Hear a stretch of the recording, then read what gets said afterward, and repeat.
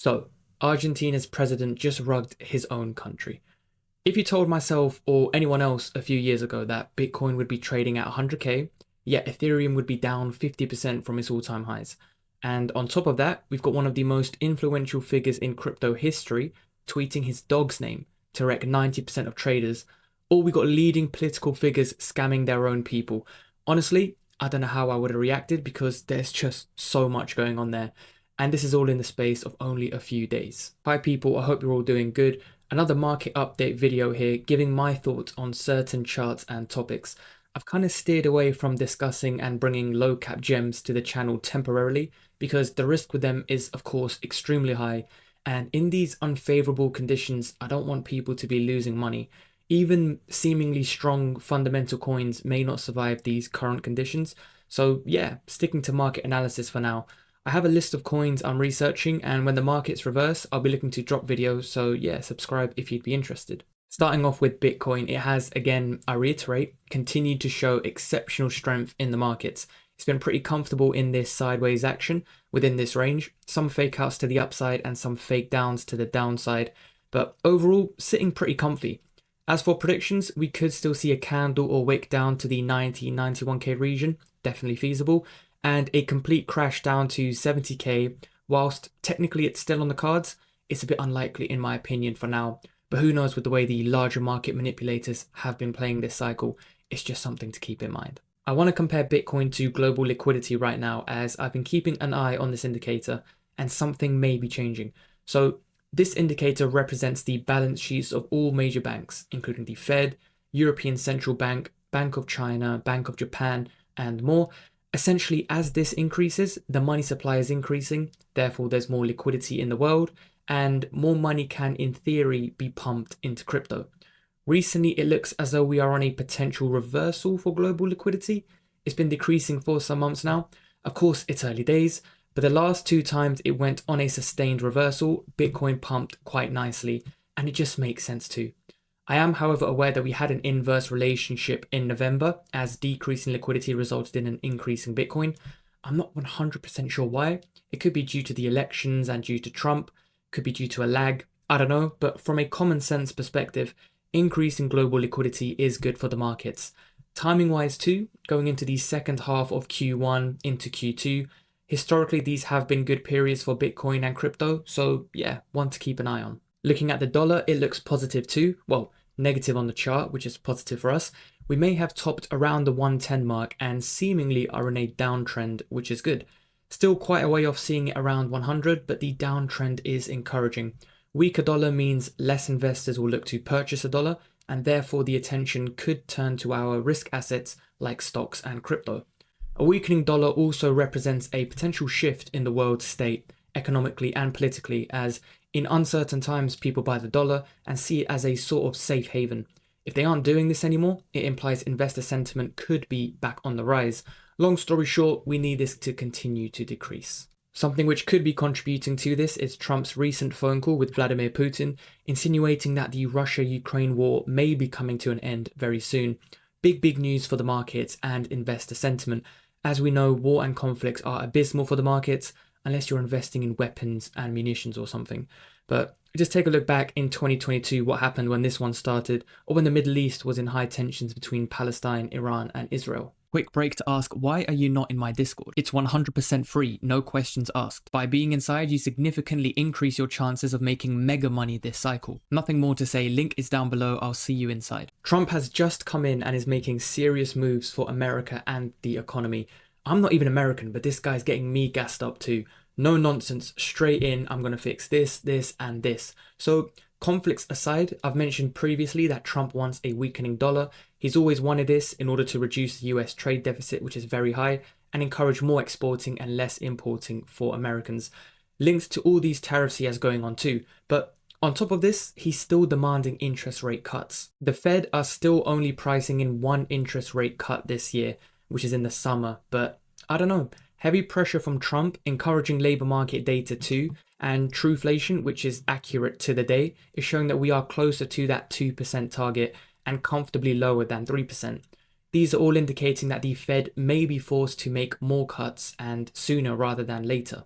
Taking a quick look at other risk assets, we've got the S&P 500 performing pretty well and putting in new highs, boding well for investors wanting to take on more risk, and I'm sure Trump would want this to continue. Moving on to Ethereum, this pile of shit. ETH performing crap as usual, but what's new, right? Story of the cycle. The descending wedge has been respected quite nicely, and it is still holding up well above its 200-day moving average. Could we wick back down to the 2.1k level? It's not impossible, but I'd say that's more on the unlikely sides of things. My confidence and theory in ETH, despite this price action, still hasn't changed. We are still seeing positive net inflows on a daily basis into the ETH ETFs. Remember, Trump's fund has been regularly buying Ethereum in recent weeks, his son even coming out and tweeting it's a good time to buy the coin. And also this week, there were rumors of staking being allowed for the ETH ETFs. This is pretty big, as if it's approved, investors will begin to earn additional yield on their investments, drawing in more demand, more inflows, and therefore a lower Ethereum price. Nah, I'm joking. That should raise the price over the mid to the long term, but with the way it's behaving, who knows. So, Argentina. The president Javier decides to endorse a meme coin. Let me sum it up. He tweets the contract address saying Viva Libra or whatever. People, of course, flock to buy.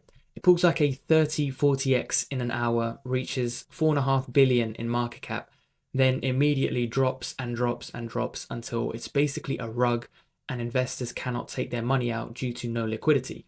This all happened in the space of a couple hours. People were buying the red thinking, as always, it'll recover. Apparently, inside traders ran away with around $90 million in these red candles. It's becoming nonsensical. This isn't a celebrity or sports star. I expect this from those kinds of people, and it's happened so much in the past that some people anyway are wise to their tricks. Kanye West exposed how celebs are targeted, paid a sum to tweet about a coin, and then later claimed that they were hacked. But this isn't like that. No, this is a world leader. What are you doing? He deleted the tweet after, by the way, as if it didn't look shady enough already. I've been seeing people's research on X, and it looks as though this was planned weeks in advance. Huge KOLs like FaZe Banks and No Thread Guy were involved and were on stream profiting. If you listen to guys like this, unsubscribe from my channel because there's no saving you. I've seen people say this rug feels different and could be a change in how things are done. I mean, it's the clearest signal of insider trading if people were told weeks in advance, contract addresses were sent on the 2nd of launch, $90 million was cleared, fucking presidents deleting tweets. It goes without saying it ain't good for the space, and it doesn't help crypto's reputation, undoing all the hard work Bitcoin and Ethereum managed with the ETFs, SBRs, and so on. And it's things like this that show we do need regulation coming in and fast. Many people lost money on this trade, I'm seeing on X, and a couple I know personally tried their luck. It's just a shambles. On top of that, we've got CZ, one of the founding fathers of crypto, tweeting his dog for meme coin traders to fight it out. I mentioned to keep an eye on this as it could be big in my Discord a couple hours before it launched, as there are many degens in my server. But guys, understand the risks. Within seconds of him mentioning broccoli, like 50 plus coins were created. It's quite literally a needle in a haystack. Odds are not in your favor. You're scrapping against a mixture of bots and equal degenerates. If you're doing it for a bit of fun, exercise risk tolerance, maybe $50, $100, whatever is disposable. Don't go in heavy on these things because you will lose money. It's just ironic, the guy telling people to build and being utility centric in the past is now on this. Was it all a play to bring attention, liquidity, and volume back to the Binance chain? Probably. Right, let's quickly go back to the therapy couch. I may have to make this a permanent thing with the way I'm seeing people confused, panicked, and giving up hope. My personal thoughts are still unchanged for now. Long story short, I still believe the markets are getting manipulated and investors and traders are getting squeezed out their positions. If you are content with your bags and coins, do nothing. If you chose the right ones, the markets will recover. It makes no sense to be selling strong projects when you are down. Chill out, focus on life, see friends, binge TV shows, play some sports, just do happy things. If you aren't satisfied with your portfolio, it's a good time to accumulate a little bit or cut losses and rotate into stronger plays.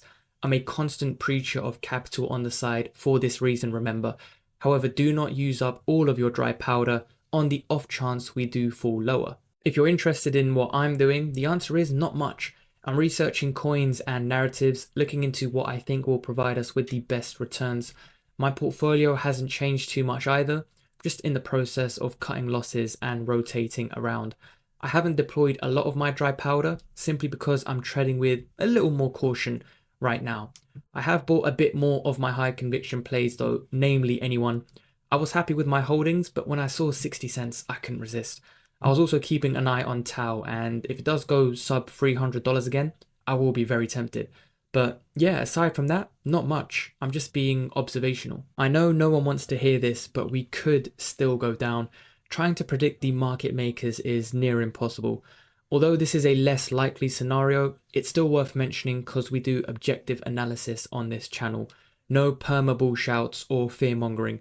I'm positioned for either scenario. If we go down further, I have the capital to buy or rotate.